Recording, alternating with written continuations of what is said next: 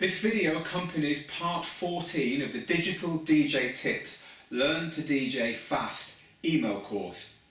If you haven't signed up for the course yet, it's completely free and you can do so at digitaldjtips.com/join.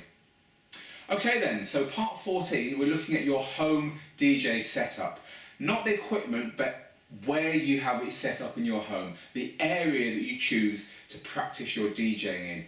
And it's really important to set your DJing area up correctly in order to get success. I'm going to look at two elements of how you set up your home DJ corner or desk or wherever you have to practice in the video. And the two elements are whether you sit down or stand up to practice and how you have your loudspeakers positioned. So, here's a desk. I'll probably use my laptop sat at this very desk. I sit here with my laptop and I work away. So when I get a DJ controller, it's probably very natural to put the DJ controller down right in front of me with my loudspeakers and practice away.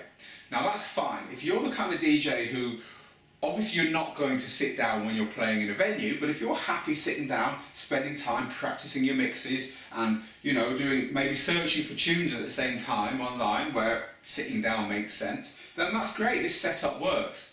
Let's talk about the loudspeaker position though. You can see I have my speakers close to me. These are quite large speakers for the desk and I like to have a little bit of room behind them, which is why they are that close to me. They could be pushed a bit further back, but you tend to find it alters the way the bass sounds depending on how close or far from the walls or the corners they are, so just experiment with that. I like to have my speakers about where they are now. But the crucial thing about your loudspeakers is that you should have the tweeters at ear level. The bass is pretty unidirectional. The bass bin could be behind the chair in the corner there, it wouldn't make any difference. But the tweeters are directional and you'll get the best sound in your ears if they're level with your ears, as I have these loudspeakers here. So that's the important thing, but the second important thing about your loudspeakers is to have the actual speaker itself pointing at you. So you can see these are quite aggressively angled in.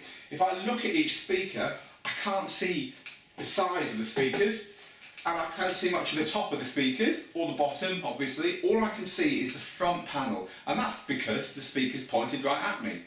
And that's what you want.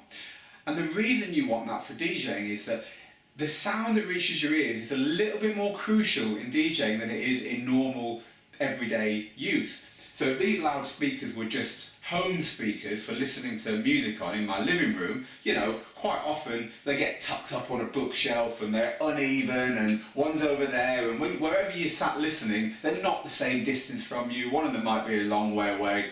It doesn't matter at all for home listening, not one bit. And that's why you get bookshelf speakers and you get stuff arranged however is possible in your living room. It might not be ideal, but who cares?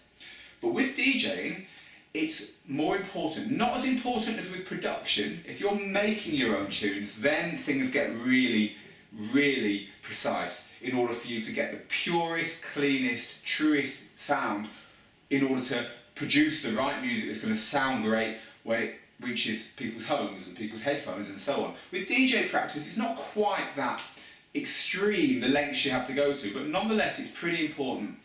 And here's why. When you're beat matching, when I have one track going on my headphones and one track playing through my speakers, I need to know that what's hitting my other ear, because I'm listening to one track here and the other track's in the speakers and I'm using my gear to keep them nicely beat matched, I need to know that what's reaching the ear from the loudspeaker is perfectly timed and the best quality sound that it's possible to hear. Beat matching's hard. You're picking an element out of one track, say, I don't know, the hi-hat, you're picking that out, so you've got that going in one ear. In the other ear, you're listening out for the equivalent element in the other track. Now, if that element is not coming from the tweeter to your ear over a very short distance and very clearly, then it's going to be harder to beat match. Beat matching's hard enough. Don't make it any harder for yourself by having your speakers all over the place. That's why it's important to have your speakers close and pointing right at your head. And this setup's perfect if you're going to sit down and DJ. My laptop's back there somewhere, My controller's in front of me, right at the edge of the desk, so it's easy to reach everything, and the speakers are pointing at my head. But here's the thing, a lot of people find this a very unnatural way of DJing. Let's face it, when you're DJing at a club, you're stood up.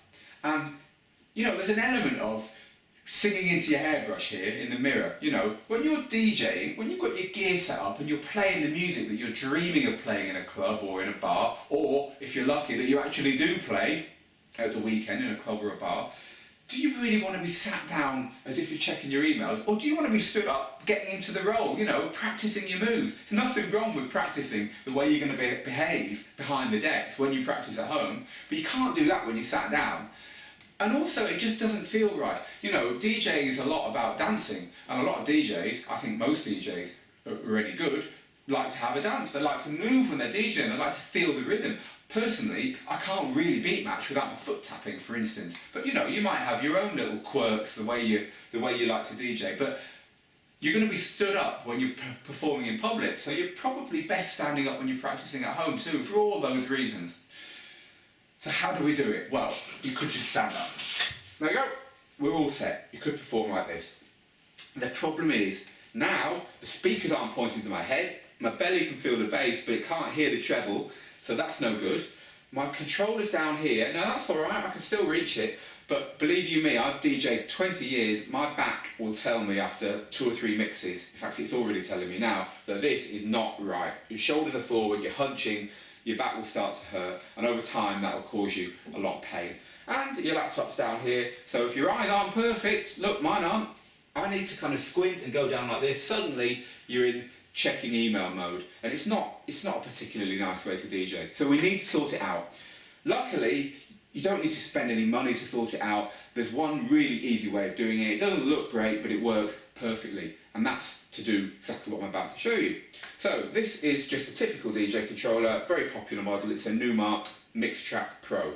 Like all DJ controllers, it came in a box. So here's the box, and the box had polystyrene on each end. And using the box that came with the controller and the polystyrene for each end, I can sort this out so it's a perfect setup. One more thing, by the way, laptop stand. If you're going to DJ stood up, it's best to have your laptop elevated as well. I'll add that bit at the end, but for now I'll show you how to use your box in order to get everything else set up just so. So, 2 pieces of polystyrene that come with the DJ controller on either end of it. And all I'm going to do is take each one, push my speakers back and tuck the polystyrene underneath. Now I can see the speaker on its front, I can't see the sides, can't see the top, it's pointing right at me, the tweeter is pointing right at my ear. It's perfect. Do the same on this side.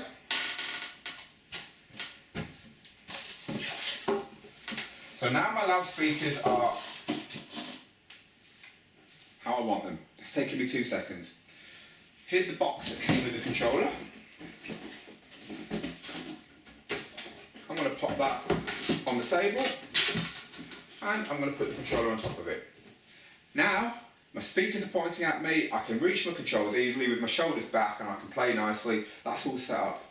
I could DJ like this, you know, most modern controllers you can sort through your tracks, you can see your laptop, it's all fine. My eyes aren't the best, and I like to have my laptop elevated so it's just easier to see. And if I do need to reach the keyboard, it's better. So this is somewhere where you will have to spend money and get yourself a laptop stand. As long as it's sturdy, it's going to do the job. Don't spend a massive amount of money if you don't want to. When you spend more money, what you tend to get is a more stable laptop stand, and also something that folds away more easily than the cheaper models. Now I have a laptop stand here. This is by a company called Crane. It's called the Crane stand, and it's expensive. It folds away really easily. See, like this, so it can just tuck into your bag, and when you set it up, it's got these really high quality clamps that mean that it is absolutely rock solid. You know, that's a solid stand. And then this will just tuck at the back.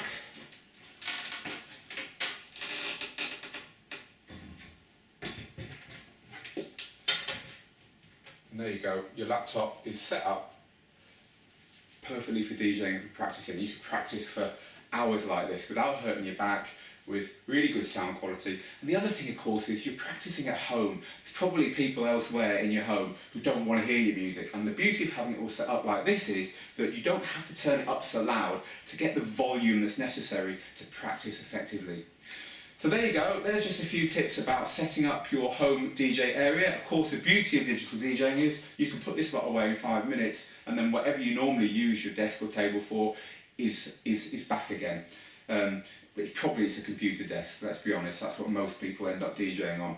And you could never do that with record decks and CD players and big mixers, and of course all the records as well that you needed to DJ with. It's all on the hard drive. Just another one of the advantages of digital DJing over other methods of DJing. So thanks for watching, and I really look forward to seeing you in the next video.